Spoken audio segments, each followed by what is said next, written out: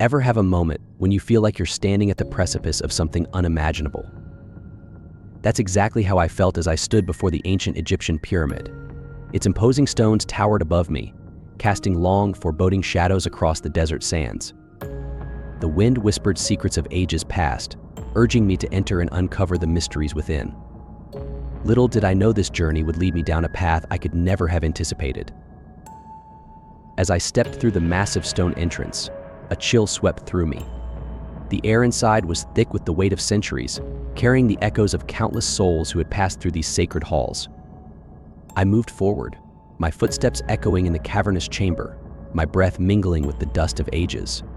The walls were adorned with hieroglyphs, their meanings lost to time. They seemed to dance in the flickering torchlight, telling stories of gods and pharaohs, of life and death. I traced my fingers along the ancient carvings, a shiver running down my spine. It was as if I could feel the pulse of history beneath my touch. Deeper into the pyramid I ventured, the passageways growing narrower, the air growing heavier. The darkness seemed to press in on me, a living, breathing entity. My heart pounded in my chest, a steady rhythm that echoed through the depths. As I descended further, I couldn't shake the feeling of being watched. It was as if the very stones themselves held a silent vigil, bearing witness to my intrusion. I brushed it off as my imagination, but the sensation never truly left. Then I stumbled upon a chamber unlike any other. The walls were adorned with golden ornaments, their gleam dulled by the passage of time.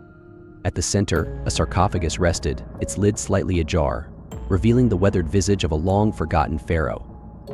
It was a sight to behold, a connection to a world that had long since faded into legend. As I approached, a sense of reverence washed over me. This was a moment of rare significance, a glimpse into a history that had shaped the course of human civilization. I couldn't help but feel a sense of awe and gratitude for the opportunity to stand in this sacred space. But then, as I reached out to touch the sarcophagus, a voice echoed in the chamber, low and guttural. It sent a shock through me, freezing me in place. I strained to hear, but the words were lost to the echoes of the chamber. I turned, my heart pounding, scanning the room for the source of the voice. It seemed to come from all directions, as if the very walls themselves spoke. I tried to steady my breathing, to rationalize the experience, but the feeling of being watched intensified. Suddenly, a low rumble echoed through the chamber, the ground beneath me shaking. I stumbled, trying to maintain my balance. The air grew thick with tension, a palpable energy that sent waves of unease through me. And then, as if in response to some ancient incantation, the sarcophagus began to tremble. I watched in disbelief as the lid slowly creaked open, revealing the empty space within. It was as if the pharaoh had risen from the dead, his presence looming over me.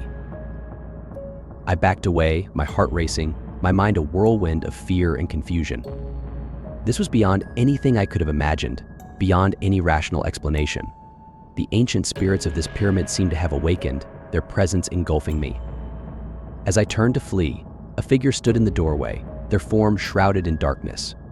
I could barely make out their features, but their eyes gleamed with an unnatural light. It was as if they were a guardian, a sentinel of this ancient realm. They spoke, their voice a low, resonant hum that reverberated through the chamber. "You have awakened forces beyond your understanding," they intoned.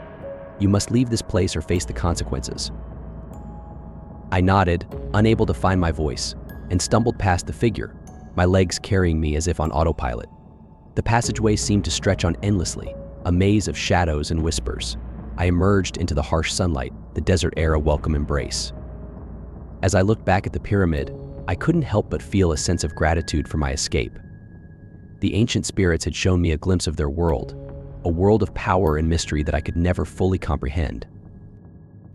And so I left the pyramid behind, carrying with me the weight of an experience that would stay with me forever. The shadows of the forgotten pharaohs would forever haunt my dreams, a reminder of the thin veil that separates our world from the ancient realms that lie just beyond our understanding.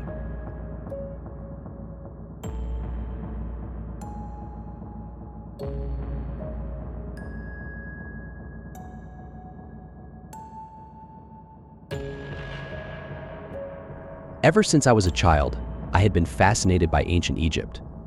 The pyramids, the pharaohs, the mystique of a long-lost civilization, it all captivated me. So, When I finally got the chance to join an archaeological dig near Giza, it felt like a dream come true. I never expected it would turn into a nightmare. The expedition was led by Dr. Michael Anderson, a renowned Egyptologist. Our team consisted of a mix of seasoned archaeologists and eager grad students, all driven by the promise of uncovering history. Our target was a newly discovered pyramid, smaller than the great ones of Giza, but promising in its potential to reveal untold stories. From the outside, the pyramid looked like a massive, weathered stone structure, half buried by the sands of time. Dr. Anderson believed it to be the tomb of a lesser-known pharaoh, one whose name had been erased from the records for reasons unknown. The locals, however, called it the cursed pyramid and warned us against entering. We dismissed their stories as superstitions. After weeks of careful excavation, we finally uncovered the entrance. A stone doorway, adorned with faded hieroglyphs, beckoned us into the darkness. Dr. Anderson, ever the skeptic, translated the inscriptions as best he could enter with respect, for this is the realm of the forgotten. The first few chambers were typical empty rooms with scattered debris, broken pottery, and faded wall paintings. We documented everything meticulously, our excitement growing with each new find. Then we found the narrow passage leading deeper into the pyramid. As we ventured further, the air grew stale and the darkness more oppressive. The passageways twisted and turned, forming a labyrinth that seemed to defy logic. We set up lights along the way, but their flickering glow only added to the eerie atmosphere. My heart pounded with a mix of excitement and trepidation. Then we found the burial chamber. It was a grand room, far more elaborate than the outer chambers. The walls were covered in intricate carvings, depicting scenes of the afterlife, gods, and rituals. At the center stood a massive stone sarcophagus, its lid intact. Dr. Anderson was ecstatic. This was the discovery of a lifetime. As we prepared to open the sarcophagus, a sense of unease settled over me. The hieroglyphs on the wall seemed to come alive in the dim light, their ancient warnings echoing in my mind. I couldn't shake the feeling that we were disturbing something that should have been left alone. With great effort, we lifted the lid. Inside was a mummy, remarkably well preserved. The air was thick with the scent of decay and age. Dr. Anderson carefully examined the wrappings, his excitement palpable. But then, something unexpected happened. A sudden gust of wind swept through the chamber, extinguishing our lights. We were plunged into darkness, the silence broken only by our startled gasps. I fumbled for my flashlight, my hands shaking. When I finally managed to turn it on, the beam revealed something that chilled me to the bone. Dr. Anderson was lying on the ground, unmoving. The rest of the team stood frozen, their faces pale with shock. I rushed to his side, checking for a pulse, but there was none. He was dead. His expression was one of sheer terror, his eyes wide open, staring at something only he could see. Panic set in. We had no idea what had happened, but we knew we had to get out. We carried Dr. Anderson's body and made our way back through the labyrinthine passages. The walls seemed to close in on us, the oppressive weight of the pyramid pressing down.